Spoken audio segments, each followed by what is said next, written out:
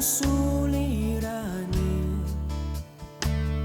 lahat ay aking kakayanin, pagkat ikaw ay kapiling. Subukin man ng panahon, mananatili sa'yo, Panginoon.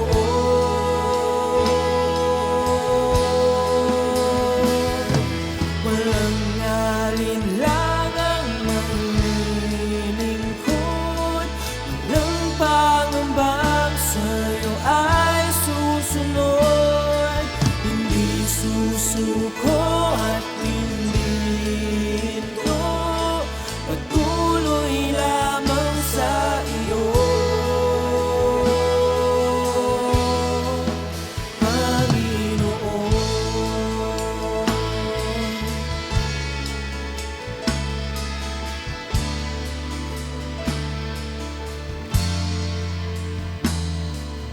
Ikaw ang aking paglilingkuran, kahit saan dalhin. Ikaw ay lagi kung susundin, anuman ang suliranin, lahat ay aking kakayanin, pagkat ikaw ay kapiling. Subukin man ng panahon, mananatili sa'yo, Panginoon.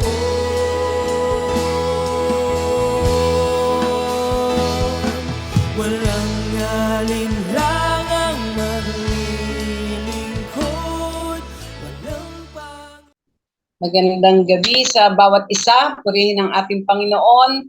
At muli tayo ay sama-sama na mag-aaral ng salita ng Diyos sa pamagitan ng tinig ng pag-asa. Purihin ng Diyos sapagkat tayo ngayon ay nasa huling buwan na ng 2022. Praise God, talagang napakabilis ng panahon. At sa pagkakataon na ito, purihin ng Diyos sapagkat ang tema na inilagay ng Diyos sa puso ni Bishop ay about the new things that God will do, no? Kaya po sa gabi pong ito, ihanda natin ang ating mga puso upang matanggap natin ang kapahayagan ng Diyos sa ating pong lahat na makakasama ko sa pag-aaral na ito ng kanyang salita. Tayo po ay dumulog sa presensya ng Diyos at humingi ng gabay, ng patnubay, higit sa lahat ng talino at pangunawa, sapagkat kung wala siya, wala tayong magagawa. Kaya sama-sama tayong manalangin. Ama naming Diyos na makapangyarihan sa lahat, salamat sapagkat patuloy niyo kaming binibigyan ng pagkakataon na kami po ay sama-samang mag-aral at dumulog sa inyong presensya. O Diyos, sa pagkakataon na ito, ako po ay humihingi ng gabay at patnubay nyo sapagkat inaamin ko na kung wala ka, wala po kaming magagawa. Hayaan niyo po na inyong banal na espiritu ang maging tagapagturo namin, maging ang bawat isa po na makakabahagi sa tinig ng pag-asa sa pagkakataon na ito. Bigyan niyo po kami ng talino at karunungan at ang kapahayagan niyo ay matanggap po namin. Sapagkat alam po namin, Panginoon, you will reveal unto us your deep things, so God. Thank you, Father. At sa pagkakataon pong ito, bless your word. Hayaan niyo ito'y maging rema sa puso ng bawat isa sa amin. Salamat ng marami. Lord, inaangkin ko po ang inyong pagsama at pagkilos, maging pagtuturo niyo sa amin sa gabi pong ito. Salamat po sa pangalan ng Panginoong Hesus, ang lahat po ng papuri, pasalamat, kalwalatian ay tanging sa inyo lamang namin ibabalik. In Jesus' name, amen, amen. Praise God, purihin ng ating Panginoon. Sa oras na ito, ang ating theme verse ay matatagpuan sa Isaiah 42 verse 9, no? Ang sabi dito sa Isaiah 42 verse 9, kung ating mababasahin, no? Ang sabi dito, Behold, the former things are come to pass, and new things do I declare before they spring forth, I tell you of them. Amen. Ito yung naroon po na nais ng ating Panginoon na sabi nga po sa ating mga puso ay tunay na naroon na ma-build yung ating pananampalataya for the new things that God can do for us. At dito po sa Isaiah 43 verses 18 and 19, no? Ang sabi din po dito, remember ye not the former things, neither consider the things of old. Behold, I will do a new thing. Now it shall spring forth. Shall ye not know it? I will even make a way in the wilderness and rivers in the desert. Amen. Praise God. Dito po sa mga talatang ito, makikita po natin, no, na ang ating Panginoon ay may mga bagong bagay na nais ng Diyos na maranasan po natin. Katulad po ng lagi kong sinasabi, no, na ayaw ng ating Panginoon na malaman lang natin. Ang nais niya, maranasan natin. Sapagkat siya po ay Diyos ng karanasan. No? Kaya purihin po ang ating Panginoon sa pagkakataon na ito na nais ng ating Panginoon na talagang maunawaan natin na yung habi nga po ay naroon na sa pagkakataon na ito may mga bagong bagay siya na nais na mai-reveal sa bawat isa.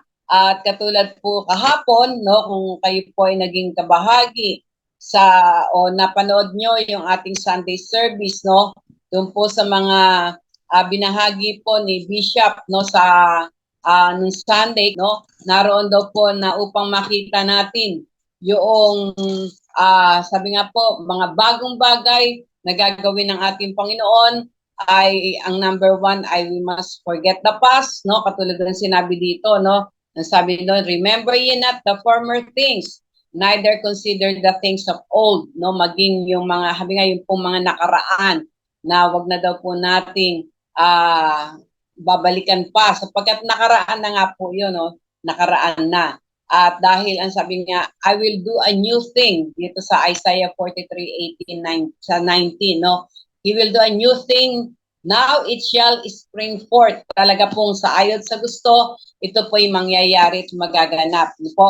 Kaya sabi nga, we must forget the past. No po? Dahil nakaraan na nga po yun. Pero katulad nga po nung kapahayagan na natanggap ko noong kahapon, na yung mga bagay na dapat natin kalimutan ay yung mga negative na mga pangyayari, no, yung mga pangit na bagay na nangyari o nagpahina sa atin. Kalimutan na daw po natin yon. Pero yung mga mabubuting bagay na ginawa ng Diyos sa atin, no, yun po ay nandoon na napakasarap alalahanin dahil patuloy ito nagpapag-alala sa atin na ang ating Diyos na pinagkatiwalaan ng ating buhay ay Diyos na, sabi nga po, makapangyarihan sa lahat. Kung paano po nasa ating mga buhay mula sa kadiliman, tayo ay inilipat sa kaliwanagan. No, wag po natin kalimutan yon. Dahil sabi nga kung wala siya, wala tayong magagawa, hindi natin mararanasan ang kanyang, sabi nga po, pag-ibig, no? Ang kanyang pagyakap o pagsama sa atin. Kaya lagi po nating alalahanin ang mga bagay na yon, na sabi nga po na tayo ay iniligtas niya sa ating mga kasalanan, no? Iniligtas niya tayo doon sa apoy ng impyerno at inilipat niya tayo sa buhay na walang hanggan, no? Praise God. Kaya sabi nga po, yung kalimutan natin ay yung mga bagay na hindi nagbibigay ng kaluguran sa kanya. At i-focus natin ngayon, no? I-focus natin ngayon ang ating mga puso sa kanyang mga bagong bagay na gagawin, no? Kaya sabi nga po, number 2, we must face the challenges na sabi nga po ay ating palalakaran o pagdadaanan. At tandaan natin sa mga challenges na ito, hindi tayo iiwan, hindi tayo pababayaan ng ating Panginoon. Kaya ang number 3, we must not underestimate what God can do for us, no? Wag nating i-underestimate ang ating Diyos sapagkat siya ang Diyos na makapangyarihan sa lahat. Sa gabi pong ito, ang nais kong i-share sa bawat isa ay what are the new things that God can do. Ano ba yung mga bagong bagay na kayang gawin ng ating Panginoon? Na kapag ito po ay nalaman natin o napagbulay-bulayan natin, makikita po natin na talagang walang imposible sa ating Panginoon. No? Walang imposible sa ating Panginoon. Kaya praise the Lord. What are the new things that God can do? Una, ang sabi nga, new heaven and new earth. Yon, praise the Lord. He can do new heaven and new earth. Sabi dito sa Isaiah 65:17, no? Kung ating babasahin, ang sabi dito sa Isaiah 65:17, kahit pala ang bagong bagay, no? Sabi dito, for behold, I create new heavens and new earth, and the former shall not be remembered, nor come into mind. No? Kaya, una, no, makikita po natin, He can create new heaven and new earth. No? Kaya, ito pa lamang po, sapat-sapat na para naroon na mawala yung takot sa ating mga puso at nagpapakita na ang ating Diyos ay talagang makapangyarihan sa lahat.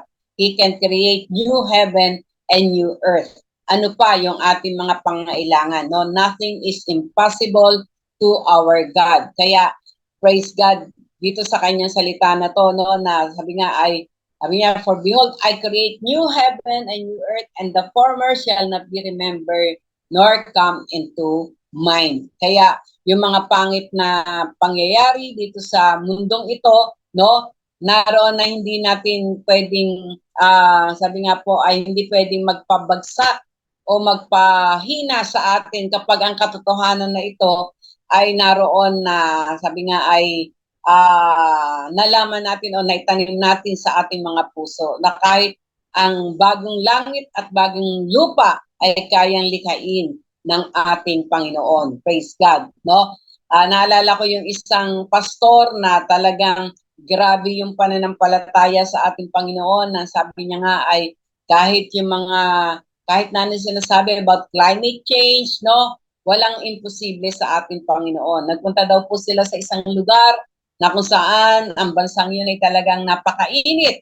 Pero dahil nga po alam niya na sa ating Panginoon ay walang imposible. He can create new things, no? Kaya naroon po by faith, pinanalangin nila na umulan, no? Kahit po napakainit ng lugar na yon. At alam nyo, naranasan nila ang ulan, no? Kaya sabi nga po, walang imposible sa ating Panginoon. Even new heaven and new earth, He can create it for each and every one of us. Amen? Praise the Lord. Ang pangalawa, ang sabi dito sa Ezekiel chapter 36 verse 26 and 29. Ano ang sabi dito sa Ezekiel? Babasahin natin na Ezekiel 36, 26 to 29. Ano ba ang kaya pang gawin? Yung mga bagong bagay na pwedeng gawin ng ating Panginoon. Ang sabi dito, a new heart also will I give you, and a new spirit will I put within you, and I will take away the stony heart out of your flesh, and I will give you an heart of flesh. The 27, and I will put my spirit within you, and cause you to walk in my statutes, and ye shall keep my judgments and do them. And ye shall dwell in the land that I gave to your fathers, and ye shall be my people, and I will be your God. The 29, I will also save you from all your uncleannesses, and I will call for the corn, and will increase it and lay no famine upon you. Amen. Praise the Lord. Dito na makikita natin maraming bagong bagay ang kayang gawin ng ating Panginoon, no? Una, yung sabi nga, He can create a new heart and a new spirit within us. Amen, no? Kaya sabi nga ay sa ating Panginoon walang imposible na pag talagang nandoon yung pagtitiwala sa Kanya, hindi pwedeng hindi mabago ang isang tao, no? Kasi pwede niyang bigyan ng bagong puso, no? At bagong espiritu ang isang tao na nagpapakumbaba sa kanya, no? Sabi nga, naroon na siya ang mag-aalis ng mga bato-bato sa ating mga puso o yung mga katigasan, no? Yung mga matitigas sa puso, kaya niya tong alisin, no? At ang sabi nga ay gawin niya tong flesh. Ano ibig sabihin ng flesh? Nandoon yung sabi nga mapapalambot ang ating mga puso, yung mga pusong bato na minsan nga, di ba?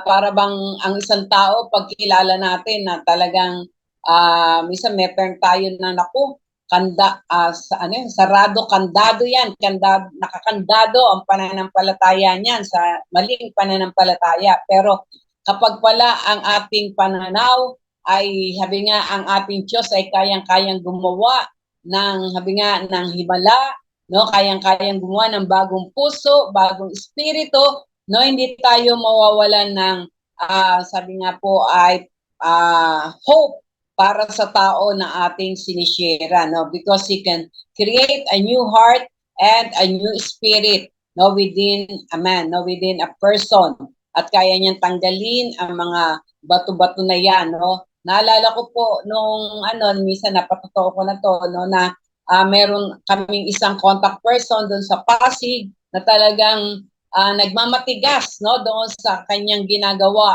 na pagkakamali. At dahil dito, naroon na sabi nga ay maging ang kanyang asawa, ang kanyang mga anak, parang nawala na ng pag-asa. Para bang sa kumbaga ay bayahan niya na siya, yung ganun ba, no?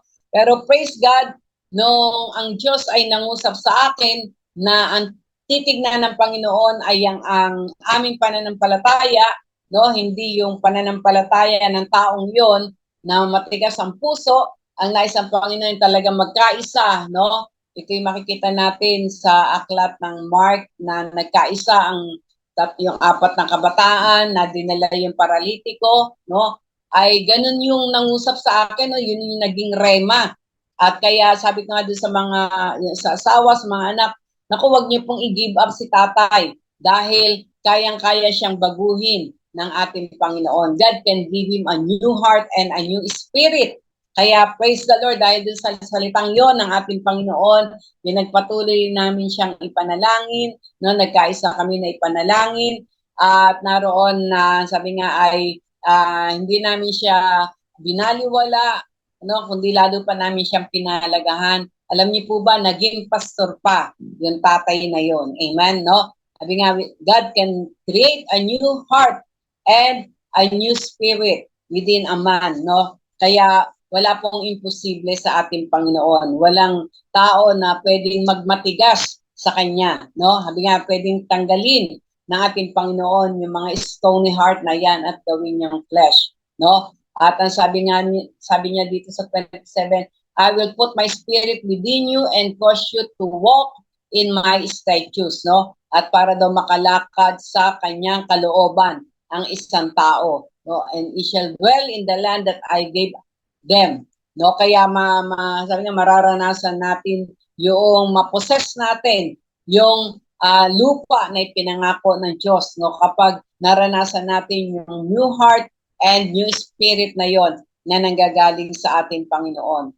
Lalong-lalo na po ngayon itong 2023 na darating, no, year 2023, no, kaya kailangan talaga na yung puso natin ay ma-renew, yung spirit natin ay ma-renew para makita natin, no, matayuan natin yung pangako na yon ng ating Panginoon ng mga bagong bagay na gagawin niya, no. Kaya praise the Lord, we need a new heart and a new spirit na nagtitiwala sa Kanya at doon sa bagong bagay na inihahanda niya.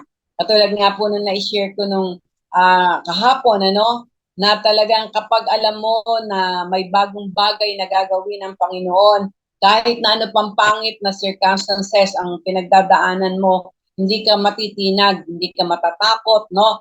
Kundi ma-excite ka, no? Yun po yung naranasan ko noon na nung kami po ay bago ilipat dito sa Cavite, no? Dahil kami nga po ay 20 years doon sa Mindoro. At nung dumating po yung salitang yon ng ating Panginoon that He will do new things, no? We will do new things for the glory of God. talaga pong bagamat dumaan kami, parang dumaan kami sa butas ng karayo, maraming persecution, maraming pagbibintang, pero sabi nga po, ni katitik na galit o sama ng loob o sabi nga ay pagkahabag sa sarili, wala po akong naranasan doon, ano? Hindi ko po naranasan yung kahit ako po nagugulat dahil sabi ko nga, Lord, bakit ganito yung aking nararamdaman? Na-excite ako because of the new thing that God has promised, no? At maging nung kami po ay humarap na sa ethics committee, no? Kumbaga sa hinahabla ay humarap na kami sa judge, no? At talagang napakarami po, nasa isang malaking table kami, maraming mga leaders doon, nagtatanong kami. Pero wala pong takot, no? Walang takot na inilagay ang Diyos na aking naranasan po. Talagang kung ano yung tanong nila, nasasagot namin, no? Wala kaming takot, wala kaming tinatago. At yun nga po, no, nakita ko yung bagong bagay na ginawa niya. At nakakatuwa po, no, dahil nung time na, syempre, binabaan kami ng, parang kumbaga binabaan kami ng disciplinary action. 3 months na disciplinary action, no?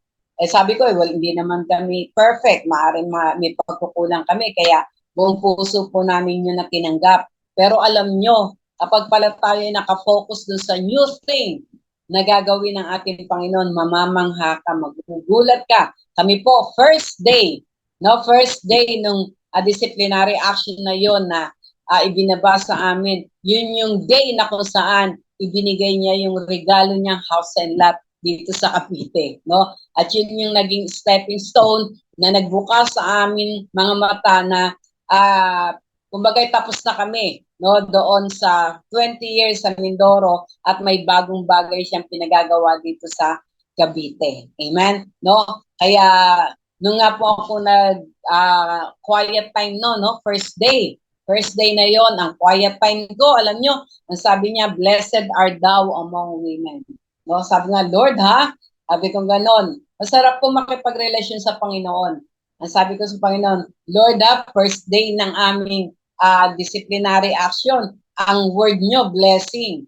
Totoo naman po talaga, no? Talagang hindi natin matatawaran yung katapatan, kapangyarihan ng ating Panginoon dahil talaga pong nung time na yon ibinaba o ibinigay sa amin ang blessing ng house and lot na ito na amin pong tinutuluyan. Kaya po rin po ang ating Panginoon, no? Nakakamangha po siya. He can create new heavens and new earth, no?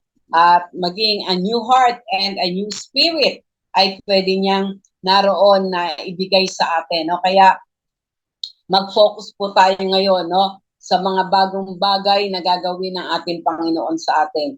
At ang number 3, He can do new songs. He can give us new songs, no? Sa Psalms 40 verse 30. Basahin natin sa Psalms 40 verse 30 na kung saan ay kapag naranasan mo yung bagong bagay na gagawin o nais ng ating Panginoon na maranasan natin, ang sabi nga, and He had put a new song in my mouth, even praise unto our God. Many shall see it and fear and shall trust in the Lord. Amen. No? Pupunin daw niya ang ating mga puso ng bagong awit. Nasa bagong awit na iyon, kapag narinig ng marami, noon magkakaroon sila rin ng banal na pagkatakot sa ating Panginoon at pagtitiwala sa Kanya na walang imposible sa ating Panginoon. No? Kaya, sabi nga po, sabi nga, yung new song na ito na nanggagaling sa ating Panginoon, talagang, sabi nga po, yung song ng thanksgiving, song ng kung saan ay ipinapahayag ang kadakilaan ng ating Panginoon, no? Kaya, praise God, no? Kaya, sabi nga po, sa bagong bagay na ito, maaaring maraming maging composer sa atin. Amen. No? Dahil mararanasan natin ang mga bagong bagay na gagawin ng ating Panginoon. Kaya sabi nga, at kapag ito po'y naranasan natin, new songs, will arise from our hearts. Amen. No? Bibigay niya yung mga bagong awitin na siya ay maluluwalhati, siya ay madadakila. Praise God. Kaya purihin ang ating Panginoon. At ang pang-apat, no, apat lang po ito. Alam ko po na ito ay madaragdagan pa ng mga kapahayagan kapag narinig pa po natin ang ating mga pastor na gagamitin dito sa temang ito ng new things, no? Praise God. Ang number 4 ay sa 2 Corinthians 5:17. Alam na alam natin to, no? Ang sabi nga, make a new creature, no? Kayang-kayang gawin ng Diyos na maging bagong nilalang tayo, no? Sabi nga ay ang sabi, 'di ba, sa 2 Corinthians 5:17, therefore, if any man be in Christ, he is a new creature. All things are passed away.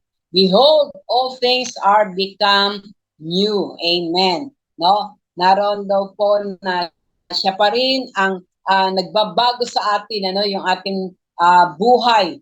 Siya yung naroon na magbabago nito. He will change us from glory to glory.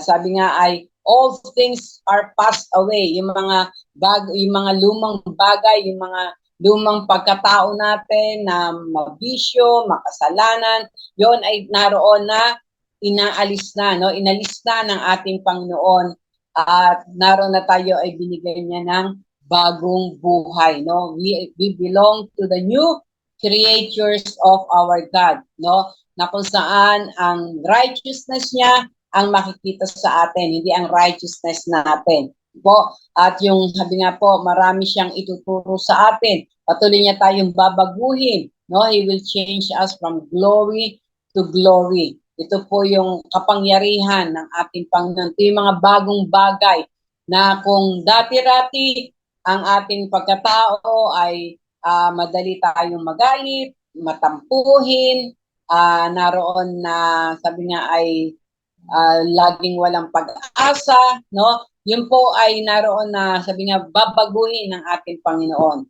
Bibigyan niya tayo ng sabi nga po ng courage, ng boldness.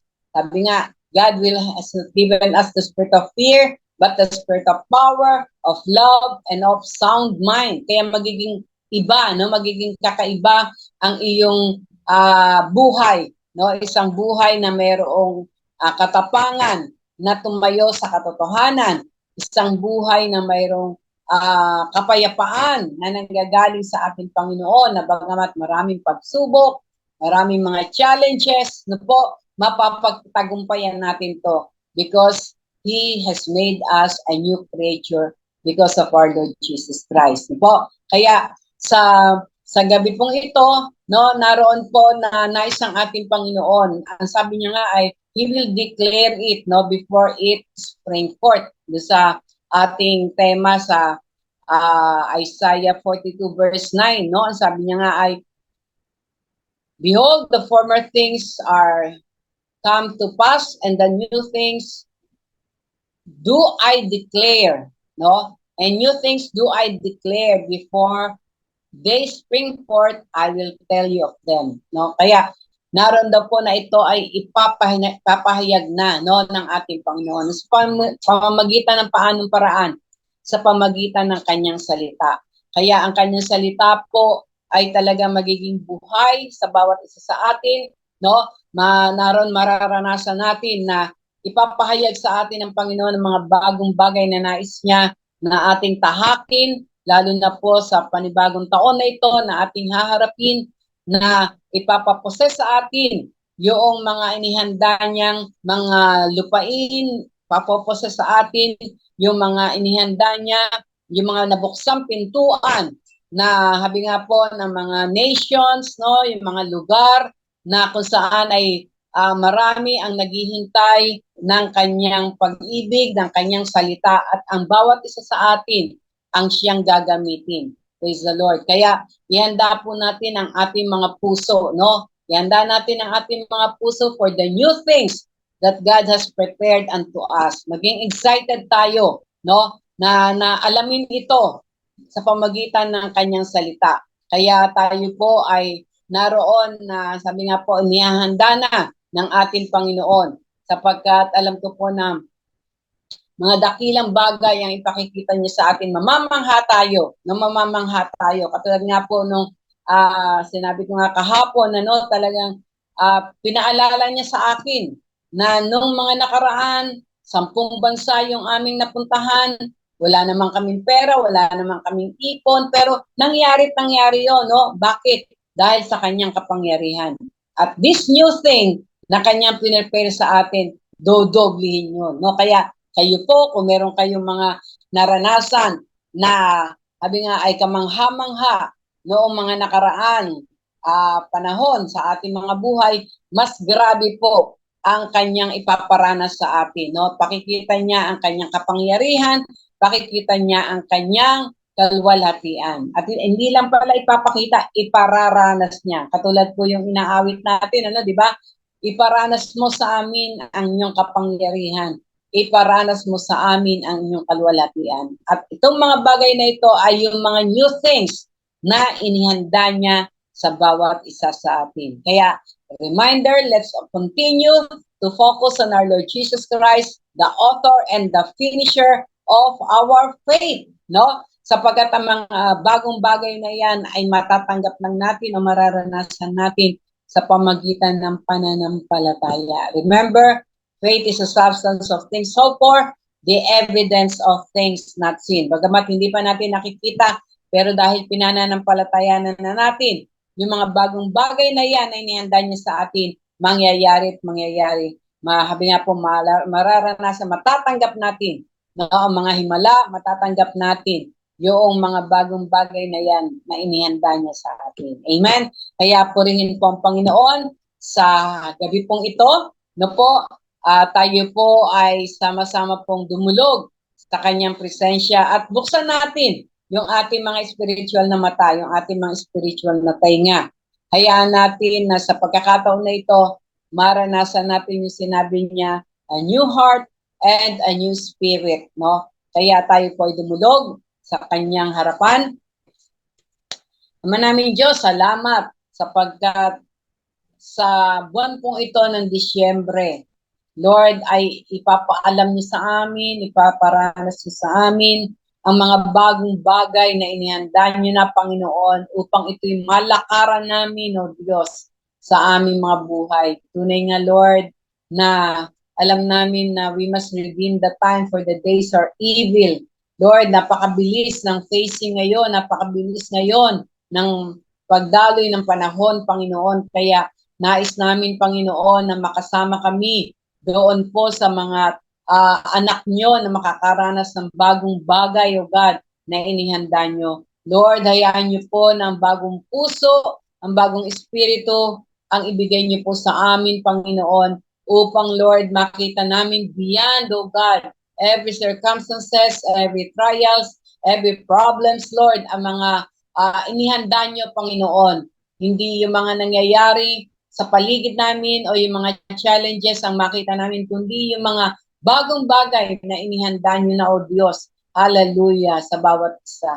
Salamat po, pagpalain niyo po ang bawat isa sa amin at hayaan niyo po, Panginoon, na iparanas niyo yung excitement na yon, Panginoon. Hallelujah sa aming mga puso upang patuloy ka naming lapitan, patuloy ka naming naroon na tawagan at panampalatayanan, Panginoon. Salamat ng marami sapagkat, Lord, hallelujah, you have prepared new things, O God, to your people. And we will, Lord, you will declare it, Lord. Patuloy namin itong idideklara, Panginoon, na makikita namin, mararanasan namin, Panginoon, ang mga bagong bagay na yon, O God. Salamat po na marami.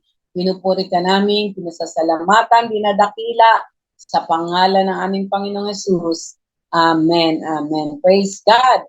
Purihin po ang ating Panginoon. At maraming salamat sa inyong pakikiisa. At ihanda po natin dahil sa mga susunod po na tinig ng pag-asa, marami pa po tayo na malalaman o matatanggap na kapahayagan. Gagamitin po ng ating Panginoon, ng ating mga pastors, no, na laging handa na i-share ang mga kapahayagan na kanila pong natanggap. Kaya, praise God, God bless you, and good night.